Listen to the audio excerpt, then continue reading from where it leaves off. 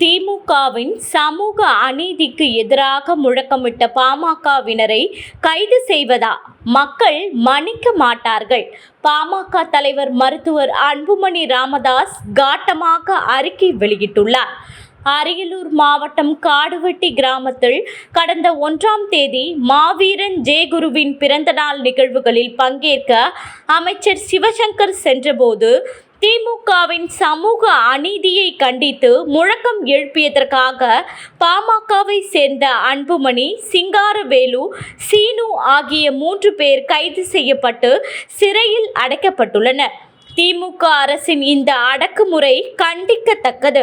காடுவெட்டியில் கடந்த 1ஆம் தேதி நடந்த நிகழ்வில் திமுக அமைச்சர் சிவசங்கருக்கு எதிராக அங்கு கூடியிருந்த மக்கள் அனைவரும் முழக்கம் எழுப்பினார்கள். திமுக அரசு தங்களுக்கு சமூக அநீதி இழைக்கப்படுவதாகவும் அதற்கு சிவசங்கர் போன்றவர்கள் துணை போவதாகவும் மக்களிடம் எழுந்த கொந்தளிப்பின் வெளிப்பாடுதான் அது. மக்கள் தங்களின் உணர்வுகளை வெளிப்படுத்த அரசியலமைப்பு சட்டம் அதிகாரம் வழங்கியிருக்கும் நிலையில் அதை மதிக்காமல் பாமக மீது வன்மமும் வெறுப்பும் கொண்டு இத்தகைய அடக்குமுறைகளை திமுக அரசு கட்டவிழ்த்து விடுவதை மக்கள் ஒருபோதும் மன்னிக்க மாட்டார்கள். கைது செய்யப்பட்டிருக்கும் மூவரும் எந்த தவறும் செய்யவில்லை. மருத்துவர் ஐயா வாழ்க, மாவீரன் வாழ்க, வன்னியர்களுக்கான 10.50% இடஒதுக்கீடு என்ன ஆச்சு என்றுதான் அவர்கள் முழக்கம் எழுப்பினார்கள். ஆனால் வன்னியர்களுக்கான 10.50% இடஒதுக்கீடு என்ன ஆச்சு என்று திமுக அரசின் சமூக அநீதியை சுட்டிக்காட்டி முழக்கம் எழுப்பியதை தாங்கிக் கொள்ள முடியாத அமைச்சர் சிவசங்கரின் தூண்டுதலில் அவருடன் வந்த சில பேர் பாட்டாளி மக்கள் கட்சியினரை தாக்கியுள்ளனர். இது தொடர்பாக பாட்டாளி மக்கள் கட்சி சார்பில் காவல் நிலையத்தில் புகார் மனு அளிக்கப்பட்டிருக்கிறது.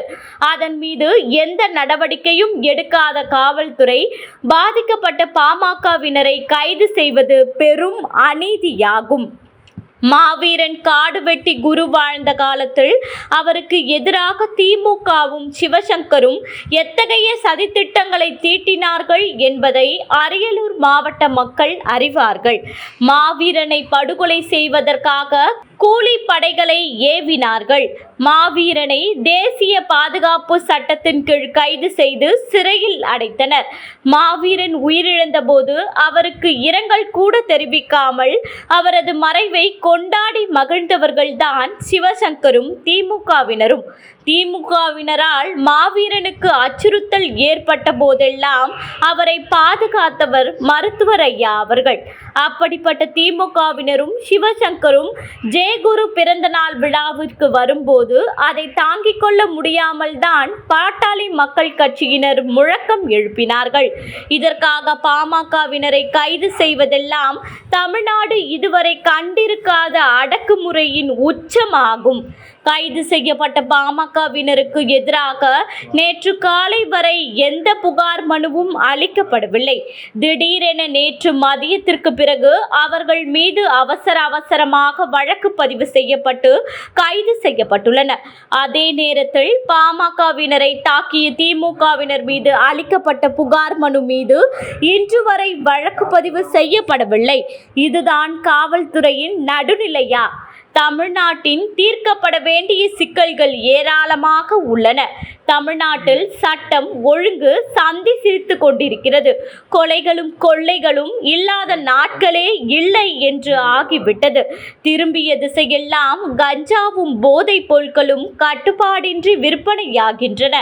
சொந்த ஊரிலிருந்து சென்னைக்கு வரும் பெண்கள் கிளாம்பாக்கம் பேருந்து நிலையத்தில் கடத்தி பாலியல் வன்கொடுமைக்கு ஆளாக்கப்படுகின்றனர். அரசு பள்ளிகளில் ஆசிரியர்களால் குழந்தைகள் பாலியல் வன்கொடுமை செய்யப்படுகின்றன. இவற்றை தடுக்கவும் பொதுமக்கள் அச்சமின்றி நடமாடவும் தேவையான நடவடிக்கைகளை எடுக்காத காவல்துறையினர் திமுகவின் கைப்பாவையாக மாறி பாமகவினரை பழிவாங்கும் செயல்களில் ஈடுபடக்கூடாது. காவல்துறை திமுகவின் ஏவல் துறையாக மாறிவிடக்கூடாது. பாட்டாளி மக்கள் கட்சியினர் மீது இத்தகைய அடக்குமுறைகளை கட்டவிழ்த்து விடுவதன் மூலம் பாமகவை முடக்கிவிடலாம் என்று முதலமைச்சர் மு.க. ஸ்டாலின் அவர்கள் நினைத்தால் அவருக்கு ஏமாற்றம் மட்டும்தான் பரிசாக கிடைக்கும் என்பதை தெரிவித்துக் கொள்கிறேன். பாமகவினர் மீது தொடரப்பட்டுள்ள பொய் வழக்குகளை உடனடியாக திமுக அரசு திரும்பப் பெற வேண்டும். பாமகவினரின் மீது அடக்குமுறைகளை கட்டவிழ்த்து விடுவதற்கும் பாமகவினர் மீது வன்மம் காட்டுவதற்கும் பதிலாக தெலுங்கானாவில் நடத்தப்பட்டது போன்று தமிழ்நாட்டிலும் சாதிவாரி கணக்கெடுப்பு நடத்தி தமிழ்நாட்டில் சமூக நீதியை நிலைநாட்டுவதில் மு.க. ஸ்டாலின் தலைமையிலான அரசு முழு கவனம் செலுத்த வேண்டும்.